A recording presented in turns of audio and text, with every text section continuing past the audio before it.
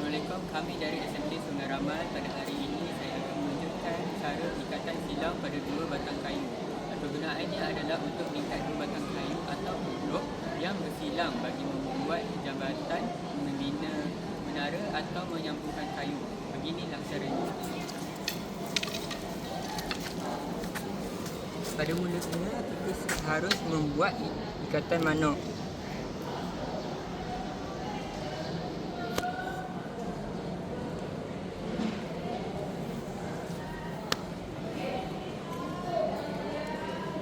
Kemudian kita harus silang.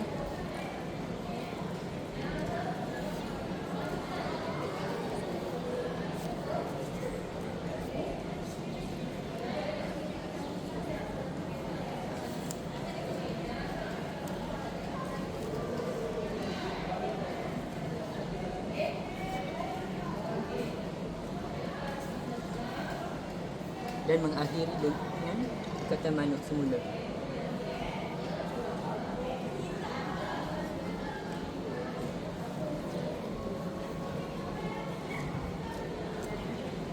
Dan begitu saja. Ikatan kedua pula, ikatan lilit dua simpul untuk mengikat hujung tali pada tiang pokok atau bot agar tidak terlucut. Begini caranya.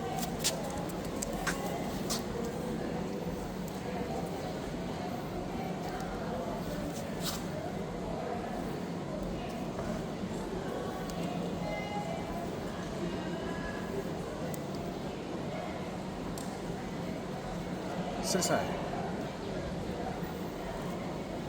Ikatan ketiga pula ialah simpul manok. Kegunaannya ialah mengikat tali pada tiang, memulakan ikatan dan mematikan ikatan seperti seraya.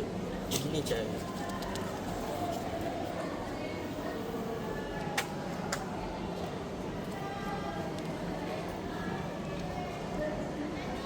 Dah begitu saja. Ikatan keempat pula simpul balak. Mengikat hujung tali balak dan tiang dengan ketat dan kemas. Begini caranya.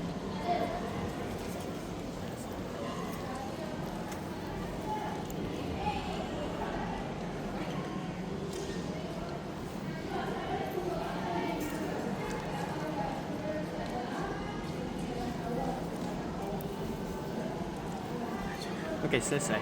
Sekian. Terima kasih. Terima kasih.